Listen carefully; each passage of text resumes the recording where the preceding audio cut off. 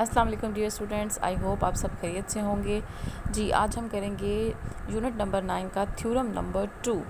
Theorem number 2 की statement को सबसे पहले हम समझ लेते हैं। यहाँ से देखें आप, A straight line drawn from the center of a circle to bisect a chord which is not diameter। अब chord की डेफिनेशन भी आप पहले पढ़ चुके हैं।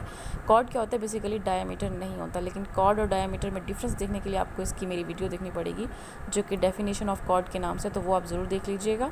फर्दर इसमें हमने क्या करना है, इस परपेंडिकुलर टू द chord। तो सबसे पहले आपने क्या करना है, स्टेटमेंट को समझना है। स्टेटमेंट में वो क्या कह रहा है, हमारे पास कोई सर्कल है। क्या है, हमारे पास कोई सर्कल है। जैसा कि यहाँ पर आपको ये सर्कल नज़र आ रहा है, उसने ये सर्कल लिया हुआ है। मेरा थोड़ा सा रॉन्ग हो गया है, तो आप अपनी बुक्स को ओपन करें, साथ साथ बुक को देखते चले जाएं और साथ साथ वीडियो भी देखते चलें, उसमें डायग्राम आपको ज़्यादा क्लियर होगी।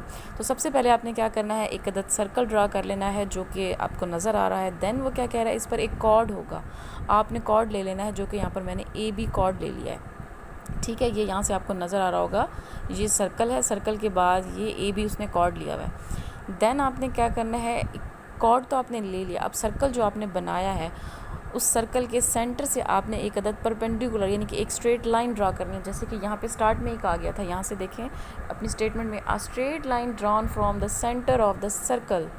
स्ट्रेट लाइन आपने ड्रॉ करनी है फ्रॉम द सर्कल, वो आपने ड्रॉ की जो बाइसेक्ट कर रही है किसको, डायमीटर को। इसलिए मैंने डायमीटर आपसे कहा है पहले बना लिया, आपने पहले सर्कल बनाना है, देन कोई भी आप डायमीटर ले लें। डायमीटर लेने के बाद आपने क्या करना है, सेंटर से, सेंटर पॉइंट ओ होता है जैसे कि यहाँ पे आपको नज़र आ रहा होगा, यहाँ से आपने क्या करना है, एक स्ट्रेट लाइन लेनी है जो कि क्या है, अब प्रूफ क्या करना है, वो जो स्ट्रेट लाइन है बेसिकली वो क्या है, इस परपेंडिकुलर टू द कॉर्ड। अब वो क्या है, perpendicular to the chord. Perpendicular proof करने के लिए क्या प्रूफ करेंगे कि ये जो हमने लाइन ड्रा की है बेसिकली ये क्या होगा, 90 का एंगल होगा। तो प्रूफ हमने ये करना है। तो सबसे चलते हैं अब हम इसके सोल्यूशन की तरफ। सोल्यूशन में सबसे पहले आपने क्या करना है, वही जी हम सबसे पहले गिवन लिखते हैं। गिवन हमारे पास क्या है जी, गिवन है हमारे पास, गिवन है हमारे पास m is the mid point of any chord A B of a circle with centre at O. तो अब आप अपनी डायग्राम की तरफ अगेन आए। मैं आपसे बार बार कह रही हूँ बेटा, बुक्स अपने पास ओपन रखें ताकि आपको प्रॉपर पिक्चर नज़र आए। जी सर्कल आपने ड्रा किया था, देन आपने कॉर्ड ए बी ड्रा की थी।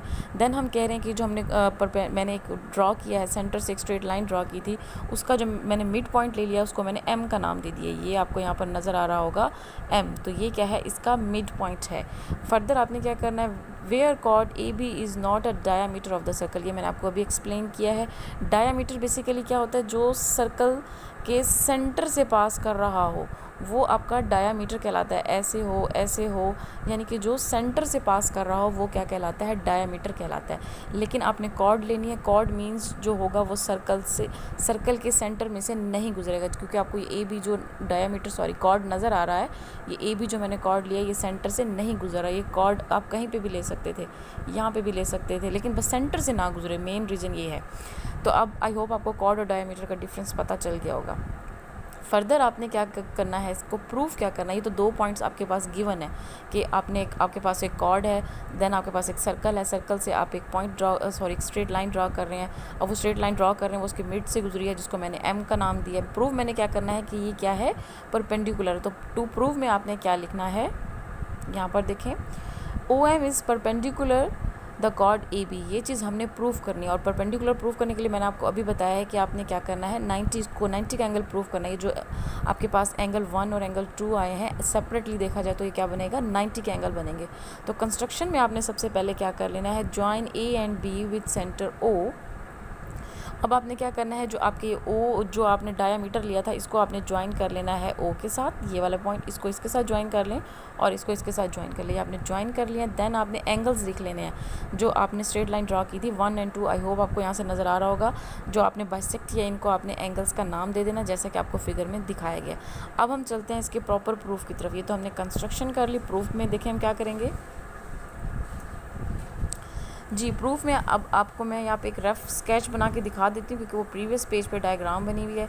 या आप ये जो थ्योरम नंबर 3 में डायग्राम दी हुई है, फॉर एग्जांपल इसी को सपोज कर लेते हैं कि हमारी प्रीवियस है, सिर्फ स्लाइटली सा फ़र्क है, यहाँ पे एंगल्स लिखे हुए हैं या 1 2 है, लेकिन let me make the diagram. हम थ्योरम 3 की नहीं लेते, वो कन्फ्यूजिंग हो जाएगी। ये आपका कोई सर्कल था, समझाने के लिए मैं ले रही हूँ रफ। ये कोई कॉर्ड था ए बी, ये फॉर एग्ज़ाम्पल सेंटर है, ये उससे स्ट्रेट लाइन हमने ड्रॉ की थी,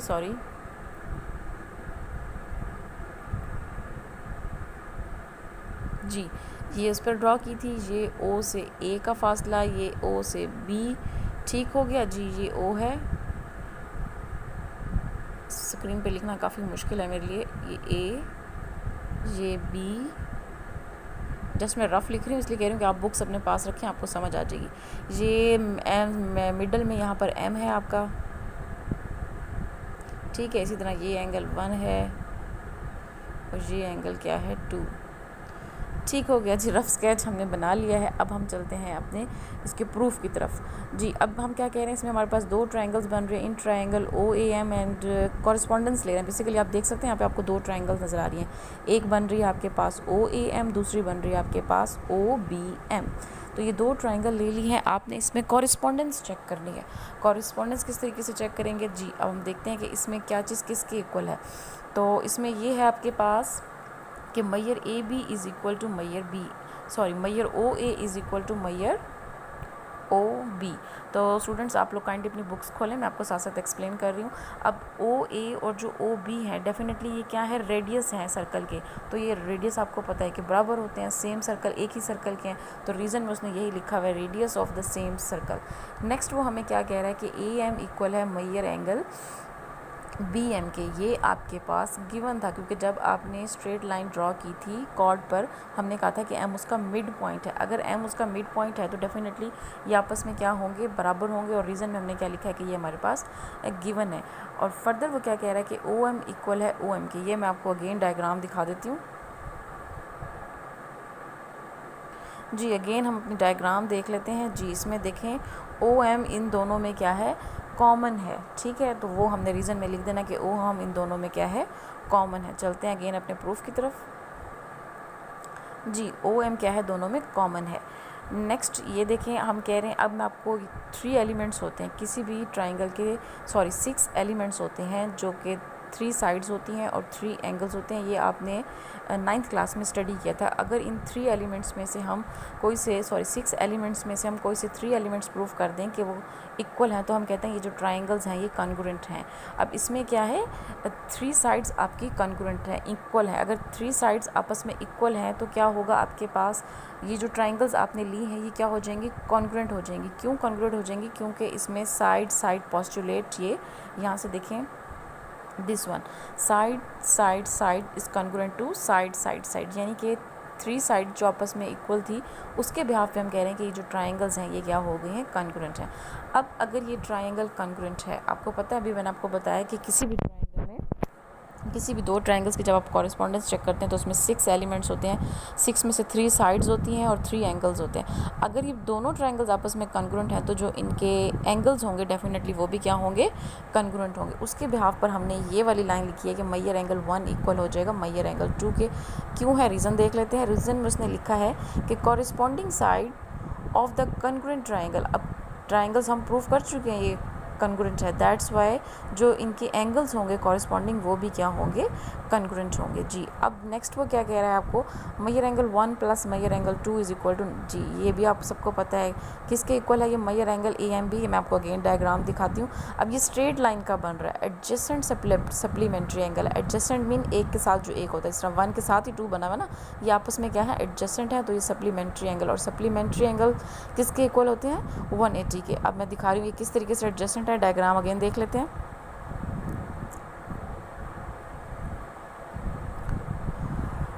जी, अब आपको यहाँ से देखें नज़र आ रहा होगा, ये 1 और 2 आपस में क्या है, एडजेसेंट है, एक दूसरे के साथ हैं बिल्कुल।